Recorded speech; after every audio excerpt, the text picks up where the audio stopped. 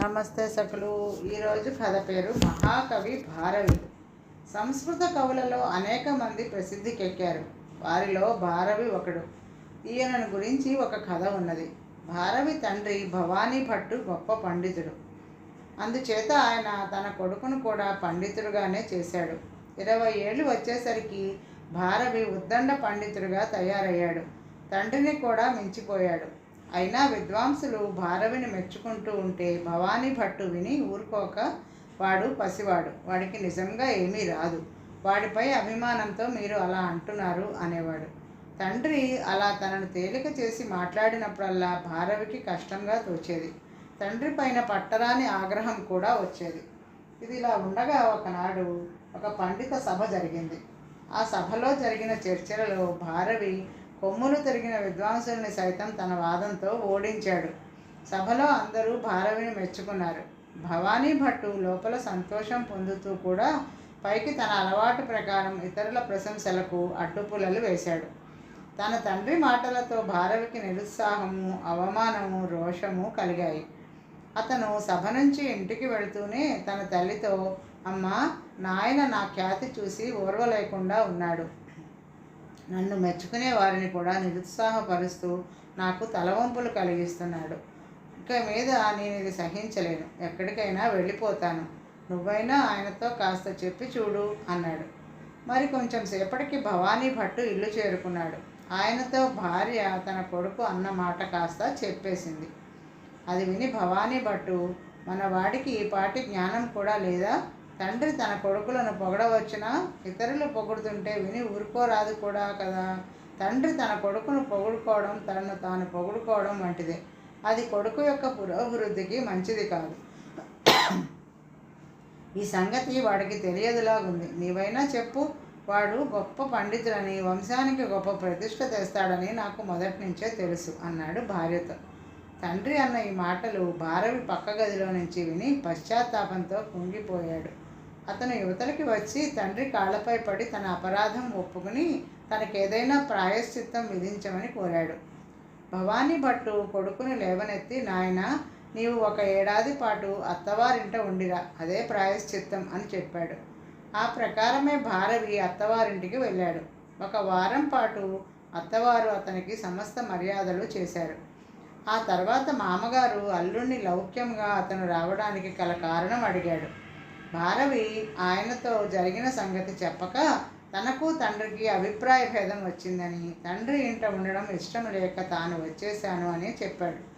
అంతటితో అల్లుడి మర్యాదలన్నీ అడుగంటిపోయాయి. బావమరుదులు అతన్ని రోజు పొలం పనికి తీసుకుపోసాగారు. ఇదంతా తనకు ప్రాయశ్చిత్తమే కనుక భారవి వారు చెప్పిన పనులన్నీ చేస్తూ వచ్చాడు. కొంతకాలం గడిచింది. భారవిని అహోరాత్రులు పొలం మీదనే ఉండి పైరుకి కాపలా కాయమన్నారు. అతని భార్య పొలానికి అతనికి భోజనం తీసుకుపోతూ ఉండేది. ఇంతలో శ్రావణ మాసం వచ్చింది. భార్య భారవితో అందరూ నోములు నోచుకుంటున్నారని, తనకు కూడా నోచుకోవాలని ఉన్నదని, అందుకు గాను తన దగ్గర డబ్బు లేదని కంట తడి పెట్టుకున్నది. భారవి పొలం కాపలా కాస్తూనే కిరాతార్జనీయం అనే ప్రబంధాన్ని రాస్తూ ఉన్నాడు. అందులో నుంచి ఒక తాటి ఆకు తీసి భారవి తన భార్యకి ఇస్తూ, ఈ గ్రామంలో ఫలానా కోమటి విద్వాంసుడు, నేను కవి పండితుడని ఆయనకి తెలుసు. ఈ శ్లోకం ఆయన వద్ద తాకట్టు పెట్టి నీకు కావలసిన డబ్బు పుచ్చుకో. ఆ శ్లోకం తాకట్టు విడిపించుకునేందుకు నేను నా కావ్యాన్ని ప్రచురించానని ఆయనతో చెప్పు అన్నాడు. భారవి భార్య తన భర్త ఇచ్చిన శ్లోకాన్ని ఆయన ఘంటాన్ని పట్టుకుపోయి కోమటికి ఇచ్చింది. కోమటి ఆమె చెప్పిందంతా విని పద్దు రాసి ఆమెకు కొంత సొమ్ము ఇచ్చి పంపి ఆ శ్లోకం గల తాటాకుని ఘంటాన్ని ఒక వెదురు గొట్టంలో పెట్టి చూరులో దోపాడు. తర్వాత కొద్ది రోజులకి ఆ కోమటి ఓడ వర్తకం మీద ద్వీపాంతరాలకు వెళ్ళాడు, వేరే చోటకి. దారిలో తుఫాను వచ్చింది. ఓడ పగిలిపోయింది. కోమటి చావు తప్పించుకొని ఇంకొక ద్వీపం చేరి నానా అగచాట్లకి గురయ్యాడు. ఈ లోపల భారవి ఎలాగో అత్తవారింట ఏడాది పూర్తి చేసి తర్వాత భార్యతో సహా తన ఇంటికి వెళ్ళిపోయాడు. కోమటి బాకీ తీర్చి భారవి తన కావ్యం ప్రచురించుదామనుకుంటే కోమటి జాడ తెలియలేదు. ఆయన వర్తకానికని బయలుదేరి 18 ఏళ్ళు నిండాయి. ఆయన ఎప్పుడో చనిపోయి ఉంటాడని అందరూ అనుకున్నారు. అయినా భారవి తొందరపడక నిశ్చయమైన వార్త తెలిసిందాకా తన కావ్యాన్ని ప్రచురించకుండా నిలిపి ఉంచడానికి నిశ్చయించాడు. కోమటి ప్రయాణమై వెళ్ళిన కొన్ని మాసాలకు ఆయన భార్య ఒక కొడుకును కన్నది. వాడు 18 ఏళ్లవాడే ఉండగా కోమటి తిరిగి ఇల్లు చేరుకున్నాడు. వీడు మన కుమారుడు అని భార్య తన కొడుకును భర్తకు చూపించింది. తాను బయలుదేరే సమయానికి తన భార్య గర్భవతి అని కోమటికి కూడా తెలియదు. అందుచేత కోమటి ఆమె శీలాన్ని శంకించి కోపావేశంలో ఆమెను చంపాలని చుట్టూ చూసేసరికి వెదురు గొట్టంలో ఘంటం కనిపించింది. దానితో తన భార్యను పొడుద్దామని గొట్టం తీసేసరికి అందులో నుంచి తాటాకు జారి కింద పడింది. కోమటి ఆ పత్రంలో ఉన్న శ్లోకాన్ని ఈ విధంగా చదువుకున్నాడు. దాని అర్థమేమంటే, తొందరపడి ఏ పని చేయరాదని, అవివేకం వల్ల ఆపదలు కలుగుతాయని, గుణాలను బట్టే సంపదలు కలుగుతాయని, చక్కగా ఆలోచించి ఏ పని అయినా చేసేవాడి అందే గుణాలు ఉంటాయని ఆ శ్లోకానికి అర్థం. ఈ శ్లోకం కోమటికి మంచి హెచ్చరికలాగా పనిచేసింది.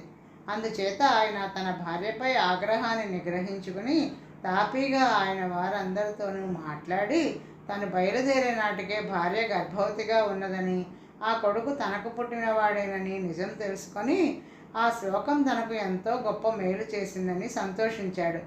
తర్వాత కోమటి దేశాంతరాల నుంచి తిరిగి వచ్చిన వార్త భారవికి తెలిసింది.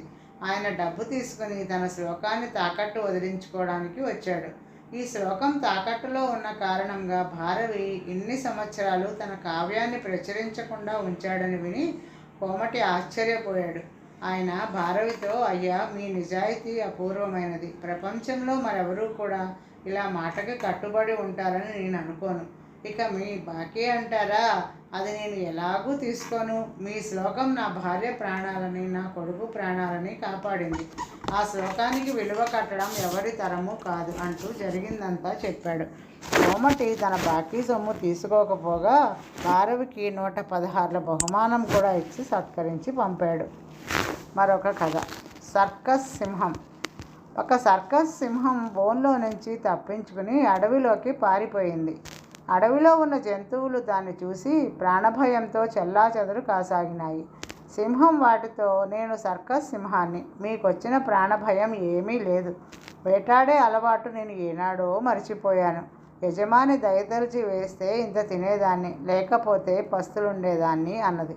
సింహం మాటలు విని జంతువులు ధైర్యం తెచ్చుకొని దాని చుట్టూ చేరి, నీకు వేటాడవలసిన బాధ లేకుండా యజమాని నీ నోటి దగ్గరకు ఆహారం తెచ్చిపెడుతుంటే హాయిగా తిని కూర్చోక ఎందుకమ్మా ఈ అడవిలోకి పారిపోయి వచ్చావు అని అడిగినాయి. ఓహో, మీకు మా యజమాని సంగతి ఏమీ తెలియదులా ఉంది. ఆయన మహాక్రూరుడు. నన్ను మంటల్లో నుంచి దూకమంటాడు. పీటలు పేపాలు ఇంత ఎత్తున పేర్చి వాటి మీద కోతిలాగా ఎగిరి కూర్చోమంటాడు. చెప్పినట్లు చేయకపోయామో చెర్నాకోల పెట్టి ఒళ్ళంతా హూనం చేస్తాడు.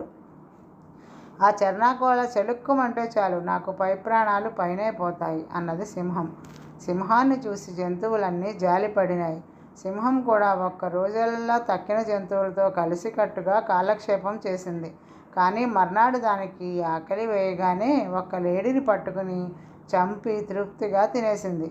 ఇవి చూసి జంతువులన్నీ వణికిపోసాగాయి. అప్పుడు ఒక ఎలుగుబంటి తనకి సింహం గుట్టు తెలుసు అని చెబుతూ ఒక చెట్టు ఊడ పెరికి దాన్ని చెర్నాకోలలాగా చెళుక్కు చెళుక్కు అనిపిస్తూ సింహం మీద పడిపోయింది. సర్కస్ సింహం చెర్నాకోలను చూస్తూనే కాలి బలం కొద్దీ ఆ అడవి నుంచి పారిపోయింది. ఈరోజుకి కథ సమాప్తం సకులు. మరొక కథతో రేపు కలుద్దాం. నమస్తే.